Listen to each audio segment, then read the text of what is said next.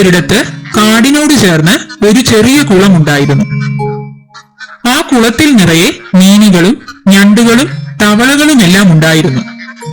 ഈ കുളത്തിനരികിലായിട്ടാണ് ഒരു കൊക്ക് ജീവിച്ചിരുന്നത്. കുളത്തിൽ നിന്നും കൊക്ക് തനിക്ക് മതിവരുവോളം മീനുകളെയും ഞണ്ടുകളെയും ഭക്ഷിച്ചു. അതുകൊണ്ട് തന്നെ കൊക്കിന് ആഹാരം തേടി ഒരിടത്തും അലയേണ്ടതായി വന്നില്ല. വർഷങ്ങളോളം കൊക്ക് അങ്ങനെ സുഖമായി അവിടെ കഴിഞ്ഞു. എന്നാൽ നാളുകൾ കഴിയും തോറും കൊക്കിന് വയസ്സായി തുടങ്ങി. പഴയതുപോലെ കുളത്തിൽ നിന്നും മീൻ പിടിക്കാൻ പറ്റാതെയായി.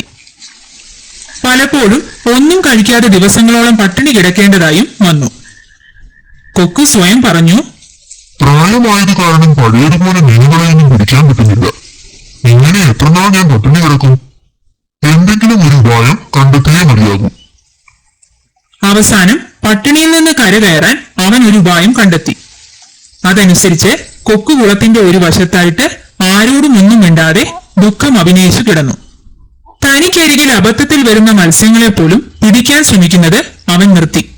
കൊക്കിന്റെ വിഷമത്തോടെയുള്ള ഈ നിൽപ്പ് കുളത്തിലെ മീനുകളും മറ്റു ജീവികളുമെല്ലാം ശ്രദ്ധിച്ചു. എന്നാൽ ഒരു ദിവസം മുഴുവൻ കൊക്ക് അവിടെ നിന്നിട്ടും ഭയം കാരണം ആരും അവനോടൊന്നും ചോദിച്ചില്ല. അടുത്ത ദിവസവും കൊക്ക് തന്റെ നിൽപ്പ് അങ്ങനെ തന്നെ തുടർന്നു. ഇത് കണ്ട മീനുകളും തവളകളും ഞണ്ടുകളും പരസ്പരം മുഖത്തോട് നോക്കി നിന്നു. കൊക്കിനെ ഇത്രയും ദുഃഖിതനായി ഇതിനു മുമ്പ് ആരും കണ്ടിട്ടുണ്ടായിരുന്നില്ല. മാത്രമല്ല കൊക്ക് ആരെയും പിടിക്കാനും ശ്രമിക്കുന്നില്ല. അവർ എത്ര ആലോചിച്ചിട്ടും അതിനുള്ള ഉത്തരം കിട്ടിയില്ല.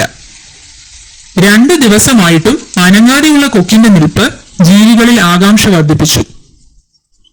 അവസാനം കൊക്കിന്റെ ദുഃഖത്തിനുള്ള കാരണം നേരിട്ട് ചോദിക്കാൻ തന്നെ അവർ തീരുമാനിച്ചു. അവർ പതിയെ വളരെ കരുതലോടെ കൊക്കിനരികിലെത്തി. എന്നിട്ട് കൊക്കിനോട് ഇപ്രകാരം ചോദിച്ചു, കൊക്കമ്മാവ, എന്തുപറ്റി? എന്താണ് ഇത്രയും വിഷമിച്ചു നിൽക്കുന്നത്? 2 ദിവസമായല്ലോ ഈ നിൽപ്പ് തുടങ്ങിയിട്ട്. എന്നാൽ കൊക്ക് അത് കേട്ട ഭാവം പോലും കാട്ടിയില്ല. തലയും കുമ്പിട്ട് അനങ്ങാതെ തന്നെ നിന്നു. കൊക്കമ്മാവനെ ഇത്രയും വിഷമിച്ച് കണ്ടിട്ടില്ലല്ലോ. അതുകൊണ്ട് തന്നെ ദുഃഖത്തിന്റെ കാരണം അറിയാൻ ഞങ്ങൾക്ക് എല്ലാവർക്കും ആഗ്രഹമുണ്ട്. കൂട്ടത്തിലുള്ള ഒരു മത്സ്യക്കുഞ്ഞു പറഞ്ഞു. ഇത്രയും ആയപ്പോൾ കൊക്ക് പതിയെ തല ഉയർത്തി നോക്കി. എന്നിട്ട് അവരോട് ഇപ്രകാരം പറഞ്ഞു, അതോ, ഞാനൊരു വാർത്ത കേട്ടു. അത് കേട്ടത് മുതൽ എനിക്ക് ദുഃഖം സഹിക്കാൻ പറ്റുന്നില്ല. കൊക്ക് പറഞ്ഞത് കേട്ട കുളത്തിലെ ജീവികൾക്ക് ആകാംക്ഷ വർദ്ധിച്ചു. വാർത്ത കേട്ടോ? എന്ത് വാർത്തയാണ്? നമ്മളോട് കൂടെ ഒന്ന് പറയുമോ കൊക്കമ്മാവ? കൂട്ടത്തിലുള്ള ഒരു മീൻ പറഞ്ഞു. അത് പറഞ്ഞ് നിങ്ങളെ കൂടി വിഷമിപ്പിക്കാൻ ഞാൻ ആഗ്രഹിക്കുന്നില്ല. കൊക്ക് മറുപടി പറഞ്ഞു, എന്ത് വാർത്തയായാലും ഞങ്ങളോട് കൂടെ പറയൂ. നമ്മളെല്ലാവരും അത് കേൾക്കാൻ തയ്യാറാണ്. കുളത്തിലെ ജീവികൾ ഒരേ സ്വരത്തിൽ പറഞ്ഞു. തുടർന്ന് കൊക്ക് അവരോടായി ഇപ്രകാരം പറഞ്ഞു, 2 ദിവസം മുമ്പ് ഞാൻ നമ്മുടെ കുളത്തിനരികിലുള്ള ഗ്രാമത്തിൽ കൂടി പറക്കുകയായിരുന്നു. അപ്പോൾ ഗ്രാമത്തിലെ 2 പേർ പരസ്പരം സംസാരിക്കുന്നത് കേട്ടു.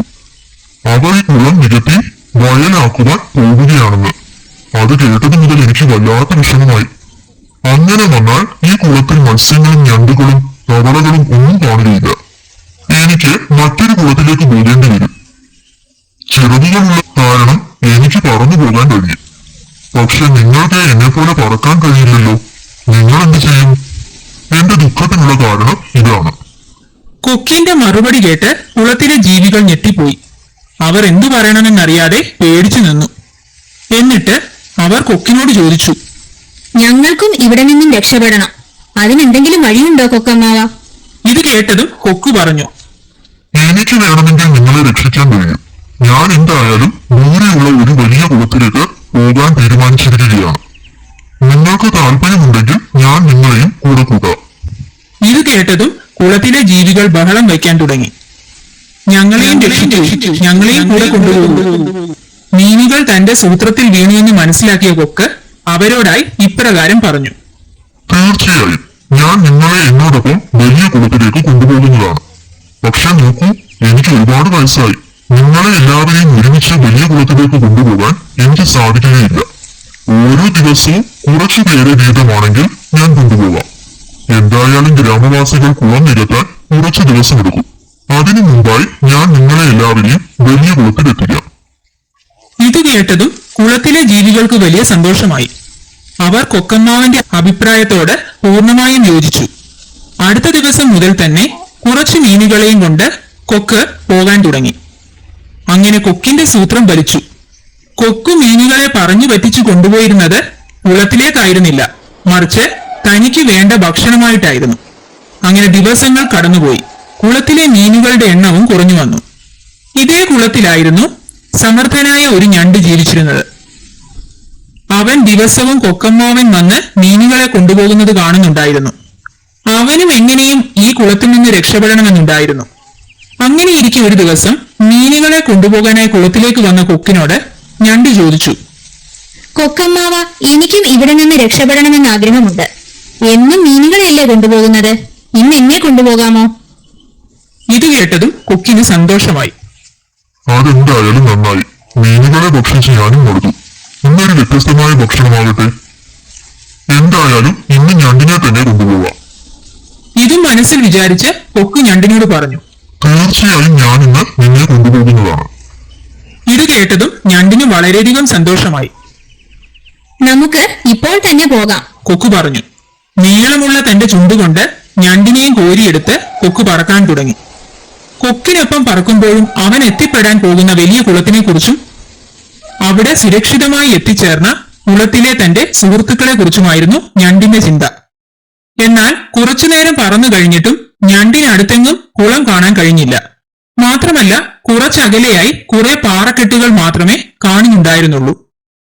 ഒടുവിൽ ക്ഷമ നശിച്ച ഞണ്ട് കൊക്കിനോട് ചോദിച്ചു, അകലെയായി കുറെ പാറക്കെട്ടുകൾ മാത്രമേ കാണാനുള്ളൂ. വലിയ കുളത്തിലേക്ക് ഇനിയും ഒരുപാട് ദൂരം പോകേണ്ടതുണ്ടോ? ഞണ്ടിന്റെ ചോദ്യം കേട്ട കൊക്ക് ചിരിച്ചുകൊണ്ട് ഇപ്രകാരം പറഞ്ഞു. അല്പം കൂടി ക്ഷമയോടെ കാത്തിരിക്കൂ. ശരിയായ സ്ഥലത്ത് തന്നെ ഞാൻ നിന്നെ കൊണ്ടെത്തിക്കുന്നതായിരിക്കും. ഒടുവിൽ കൊക്ക് ഞണ്ടിനെയും കൊണ്ട് പറന്നെത്തിയത് അകലെ കണ്ട പാറക്കെട്ടിലേക്കായിരുന്നു. കുളത്തിനു പകരം പാറക്കെട്ടുകളിൽ ഇറങ്ങിയത് കണ്ട ഞണ്ട് അത്ഭുതപ്പെട്ടു. അവൻ കൊക്കിനോട് ചോദിച്ചു, ഇതെന്താണ് കൊക്കമ്മാവ, നമുക്ക് കുളത്തിലേക്കല്ലേ പോകേണ്ടത്, എന്തിനാണ് നമ്മൾ ഇങ്ങോട്ട് വന്നത്? അപ്പോൾ കൊക്ക് ചിരിച്ചുകൊണ്ട് ഞണ്ടിനോട് പറഞ്ഞു, നീയും കുളത്തിലെ നിന്റെ മറ്റു സുഹൃത്തുക്കളും എന്തൊരു വിഡ്ഢികളാണ്. കുളം വറ്റിക്കാൻ പോകുന്നുവെന്ന് ഞാൻ കള്ളം പറഞ്ഞതാണ്. മുമ്പേ കൊണ്ടുവന്ന നിന്റെ മറ്റു സുഹൃത്തുക്കളെ പോലെ നിന്നെയും ആഹാരമാക്കാനാണ് ഇങ്ങോട്ടേക്ക് കൊണ്ടുവന്നത്. അപ്പോഴാണ് ഞണ്ട് ഒരു കാര്യം ശ്രദ്ധിച്ചത്. ആ പാറക്കെട്ടുകളിൽ അങ്ങിങ്ങായി മീനുകളുടെ മുള്ളുകൾ കിടക്കുന്നു. ഇത് കണ്ട ഞണ്ടിന് കാര്യം മനസ്സിലായി. അവൻ ഭയന്നുപോയി. എന്നിട്ടും അവൻ തന്റെ മനസാന്നിധ്യം കൈവിട്ടില്ല. ഉടൻ തന്നെ ഞണ്ട് സർവ്വശക്തിയും എടുത്ത് കൊക്കിന്റെ കഴുത്തിൽ കയറി പിടിച്ചു. എന്നിട്ട് കൊക്കിനോട് പറഞ്ഞു, ദുഷ്ടനായ കൊക്കെ, ഇത്രയും നാൾ നീ ഞങ്ങളെ ചതിക്കുകയായിരുന്നു അല്ലേ? എത്രയും വേഗം എന്നെ കുളത്തിൽ തിരികെ കൊണ്ടുപോയി വിടണം, ഇല്ലെങ്കിൽ ഞാൻ ഇപ്പോൾ തന്നെ നിന്റെ കഴുത്ത് കടിച്ചു മുറിക്കും. ഇതും പറഞ്ഞ് ഞണ്ട് കൊക്കിന്റെ കഴുത്തിൽ വിടാതെ കടിച്ചു പിടിച്ചിരുന്നു. ഞണ്ട് പിടിവിട്ടില്ലെങ്കിൽ തന്റെ ജീവൻ നഷ്ടമാകുമെന്ന് മനസ്സിലാക്കിയ കൊക്ക് മറ്റു മാർഗമൊന്നുമില്ലാതെ ഞണ്ടിനെ തിരിച്ച് കുളത്തിൽ കൊണ്ടുപോയി വിടാമെന്ന് സമ്മതിച്ചു. അങ്ങനെ എത്രയും വേഗം കൊക്ക് ഞണ്ടുമായി തിരിച്ചു കുളത്തിലെത്തി. കുളത്തിൽ സുരക്ഷിതമായി എത്തിച്ചേർന്നതിന് ശേഷമാണ് ഞണ്ട് കൊക്കിന്റെ കഴുത്തിലെ പിടിവിട്ടത്. തന്റെ ജീവൻ തിരിച്ചു കിട്ടിയ ആശ്വാസത്തിൽ കൊക്ക് എത്രയും വേഗം അവിടെ നിന്നും പറന്നുപോയി. ഞണ്ട് ഉടനെ തന്നെ കുളത്തിലെ മീനുകളോടും മറ്റു ജീവികളോടും നടന്ന സംഭവങ്ങൾ വിശദീകരിച്ചു.